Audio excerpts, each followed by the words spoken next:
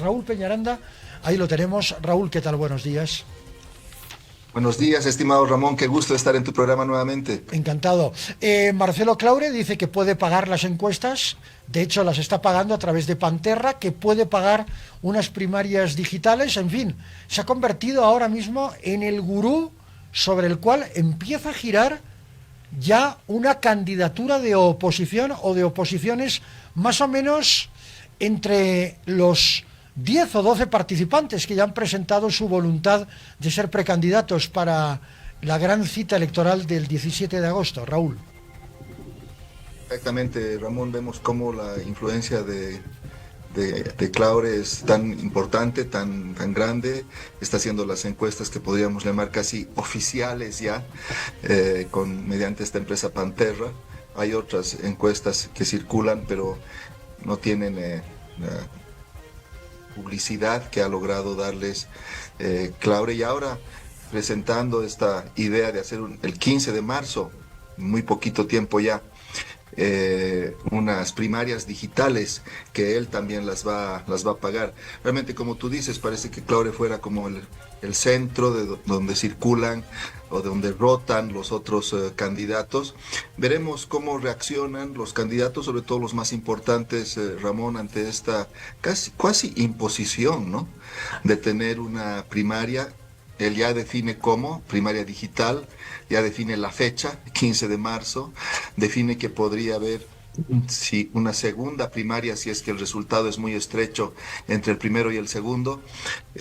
Presumo que algunos de los candidatos bolivianos no están muy contentos con esta forma, no sé, llamar vertical o inconsulta de hacer las cosas.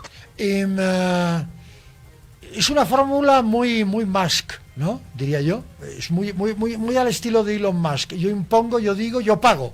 Como yo soy el que pago, yo soy el que manda. Y ahí podríamos denotar un cierto tinte autoritario. Ahora, él ha dicho que antes de las primarias, que serían casi dentro de un mes, el 15 de marzo, se tendría que ir a un debate entre los precandidatos, grupo de periodistas, que él me imagino va a seleccionar, que es lo que está haciendo, un grupo de periodistas, algunas personalidades notables. Eso a mí no me parece mal, empezar a conocer propuestas para que la gente lo tenga bastante claro, antes de ir a votar, en las primarias me refiero. Sí, totalmente. Siempre es un debate, es bueno. Justo el editorial que yo hago en video hoy día está en Brújula, Brújula digital.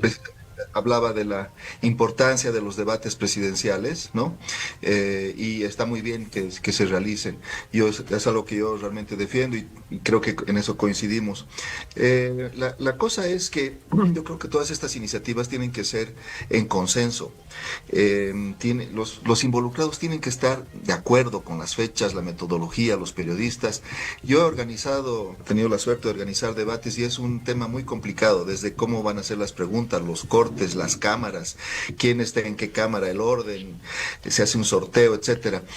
Si los involucrados, es decir, los candidatos presidenciales, que son personas importantes y que tienen egos grandes, no están realmente convencidos de esto, de las fechas, ¿cuándo tendrían que ser esos debates? Si tú lo has dicho bien, casi dentro de un mes, 5 semanas serían las primarias. ¿Cuándo serán los debates? ¿Dentro de 2 semanas? Claro.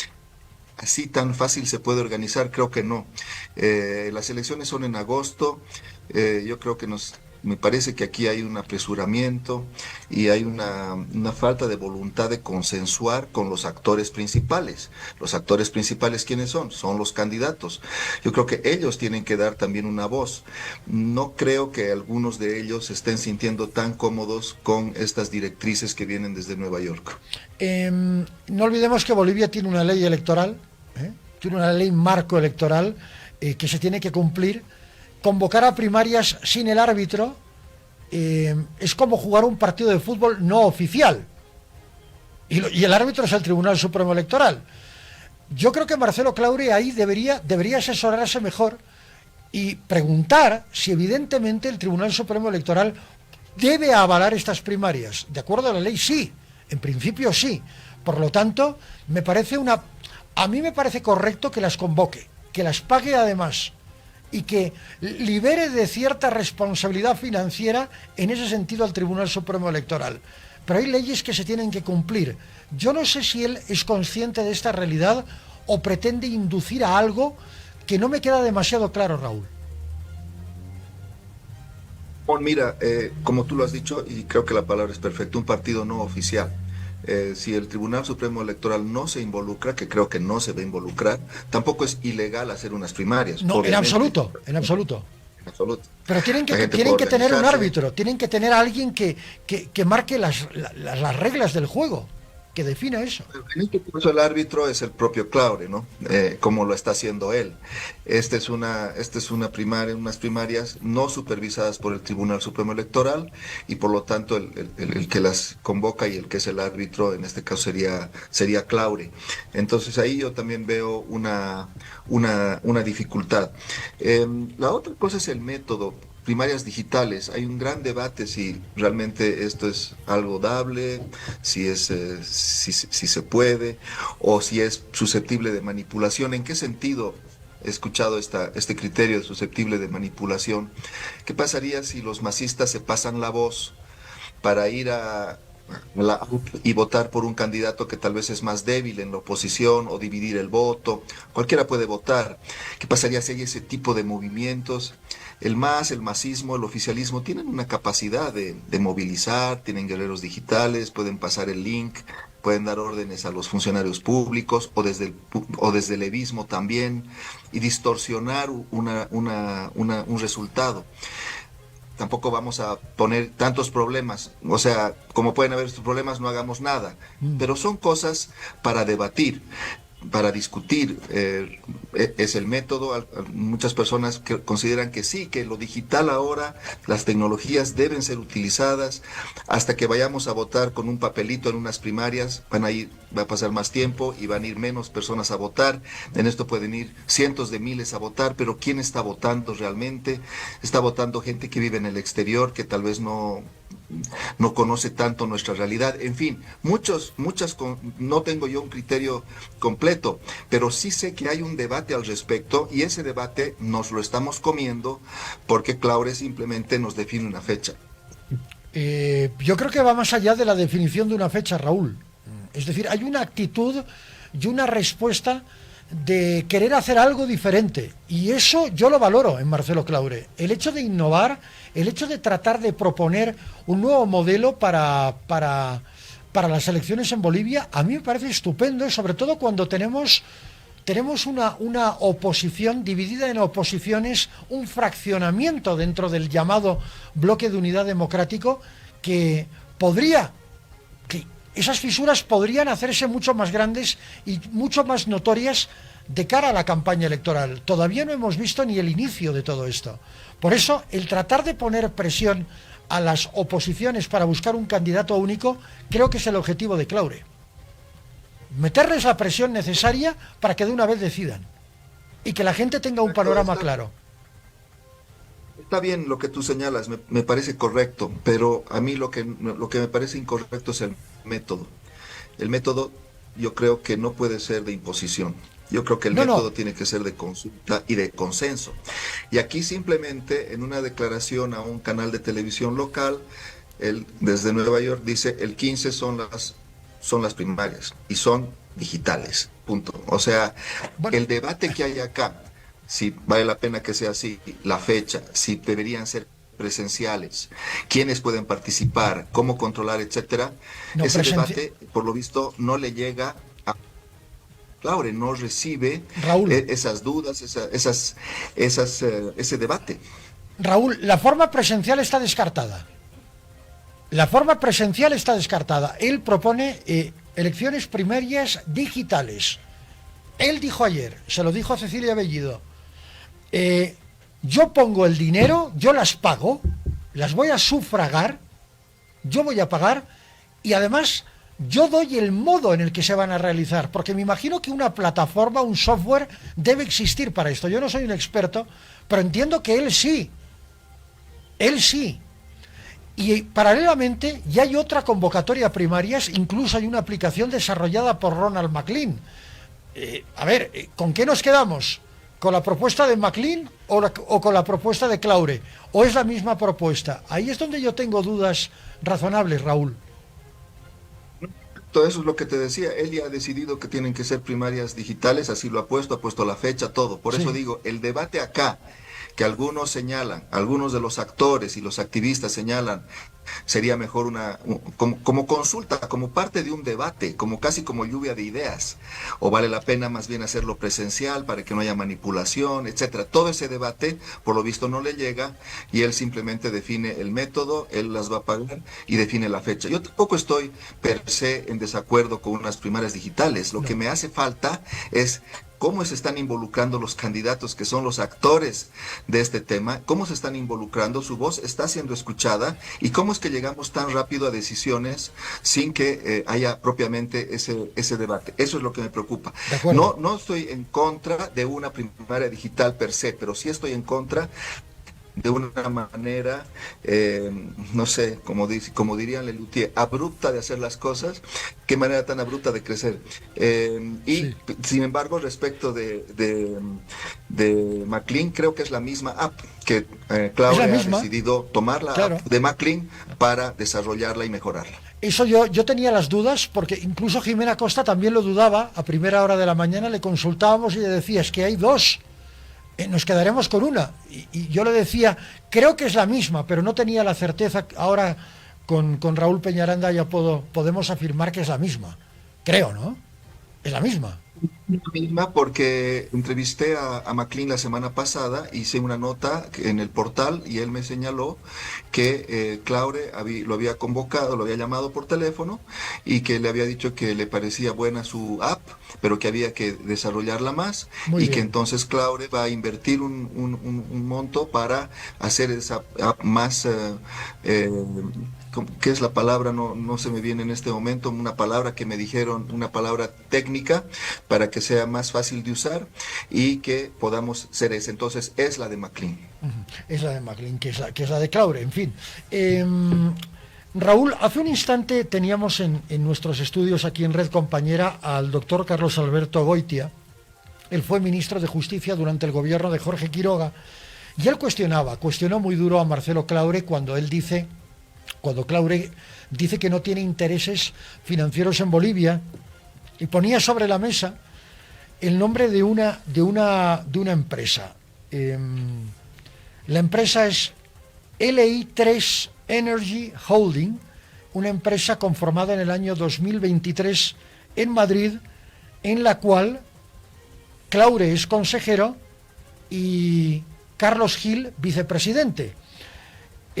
Yacimientos del litio bolivianos consigna a esta empresa entre las 38 empresas internacionales interesadas en la explotación de litio, con lo cual algo de interés tiene Marcelo Claure en ese aspecto. No quiero entrar ahí, pero usted, por ejemplo, en el libro Control Remoto habla de los intereses de Carlos Gil en Bolivia. Podríamos estar una hora hablando de ello, pero esos intereses son evidentes, ¿no? Usted ha contrastado esa información y Carlos Gil sí tiene intereses en Bolivia. Eso está claro, está definido. Raúl. No hay duda de que Carlos Gil es un empresario importante en nuestro escenario político, perdón, económico local. Ha tenido inversiones importantes en un periódico local, que es La Razón, también en los ferrocarriles, etcétera. Sin duda es un empresario con intereses. Me refiero a Carlos Gil. Intereses en el país. Y también no hay duda de su relacionamiento con el oficialismo, con el MAS, con el gobierno de Evo y de Arce. Carlos Gil fue el encargado de construir el teleférico, o sea, una obra enorme, toda la parte civil de ingeniería, del teleférico. Esta era una empresa, por supuesto, ya sabemos, austriaca, pero toda la parte de hacer las torres, de elevar, de hacer las estaciones, etcétera, estuvo a cargo de Carlos Gil. Entonces, hay una relación directa entre Carlos Gil y el oficialismo, eso está totalmente comprobado, no hay nada más que podamos discutir, es una cosa evidente, obvia, para el que analiza la situación, y está en mi libro. Y ahora tenemos esta relación entre Claure y Gil. ¿Qué ha explicado Claure en la entrevista que le hace, la primera entrevista que le hace el colega Tufiaré? Porque Correcto. Tufi le pregunta eso hace un mes. Y él dice, mire, en realidad yo tengo, creo que pone la cifra de 2000, estoy en 2000 empresas, ya sea como consejero o accionista minoritario, mayoritario, y este es uno más, dice él, ¿no? No me acuerdo si dijo 2000 o cuántos, pero una cantidad así. Y Carlos Gil es uno más de todos esos, y yo puedo hacer empresas con quien quiera. Obviamente, pero Claro. acá empezamos a ver que la política se mezcla con la economía, se mezcla con los intereses, se mezcla con la parte financiera, empresarial, y ahí es donde las cosas quedan menos claras, ¿no? Yo pienso que Claure, con la inteligencia que tiene, no se puede generar ese emporio importante que él ha creado sin ser inteligente. Y tiene capacidad de trabajo y capacidad de análisis. No necesita meterse a la política como lo está haciendo para luego intentar tener alguna participación en el litio. No necesita. Más bien lo que está haciendo va a generar dudas en el futuro. Cuando con su primaria salga un precandidato que posiblemente sea presidente y después haya un contrato de litio, ahí vamos a unir los puntos. Desde el punto de vista de Claure, sería mejor mantener más distancia, porque de todos modos va a ser importante su participación en la industria del litio, pero sería mejor que lo hiciera sin este aparente interés de promocionar a un candidato y luego firmar un contrato.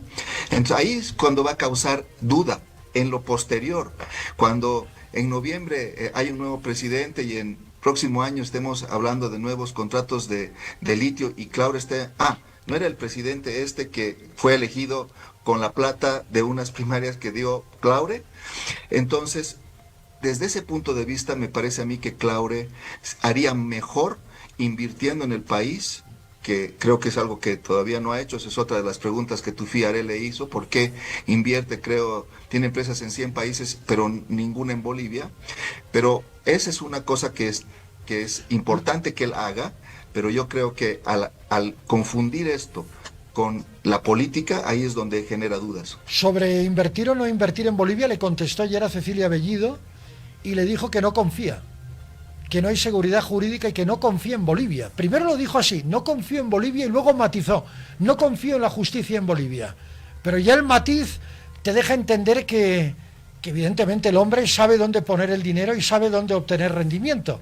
Él confirmó que tiene una inversión muy poderosa en Bolívar y poquito más. Tiene bienes raíces, pero no fue muy explícito en cuanto a sus inversiones en el país. Lo cual, como empresario, a mí me parece hasta cierto punto correcto. Uno invierte donde puede obtener rendimiento y donde sabe que sus empresas y sus inversiones van a estar jurídicamente protegidas. Este es uno de nuestros grandes problemas como economía frágil. Sí, pero hay miles de empresarios bolivianos que sí invierten en Bolivia, Por supuesto. aún con esas condiciones. Aún con esas condiciones, Sí, sí. apechugan aquí, enfrentan los problemas, van a impuestos, en Eso fin, también. los persiguen, etcétera, y aún así ponen su plata y tienen una fracción mínima comparado con la que tiene Claure. Yo creo que ahí hay otra debilidad de él, hasta de relaciones públicas. ¿Sabes qué? Yo si fuera su asesor le diría: ponga alguna cosa, lo que sea, una fabriquita de celulares, algo que parezca que te interese. ¿Por qué tienes tal interés en la política, pensando después en el litio, pero no pones, no inviertes ni en un café en La Paz para promover el café de Yungas o de Caranavi? Por ejemplo. Eso creo que desde el punto de vista de relaciones públicas, invirtiendo $1 millón, que por supuesto no es nada para la dimensión de los negocios de Claure, podría por lo menos tener un efecto de que, le interesa la política, pero también está comprometido con el desarrollo del país, cosa que no ha hecho. Otros empresarios, y voy a mencionar uno, que también está involucrado en la política, sí ha invertido mucho en Bolivia, que es Samuel Dora Medina, Sin duda. con todos los problemas que tiene. Es decir, eso de decir decir no hay seguridad jurídica me parece insuficiente para explicar no invertir en el país. Raúl Peñaranda, un abrazo y muchísimas gracias por haber estado con nosotros en Primeras Noticias. Lo veo y lo leo en Brújula Digital. Un abrazo para los colegas que trabajan en ese medio alternativo de gran crecimiento en los últimos años. Un abrazo enorme, cariño. Muchísimas gracias, siempre es un gusto estar en tu programa, Encantado. querido Ramón. Un abrazo. Hasta pronto.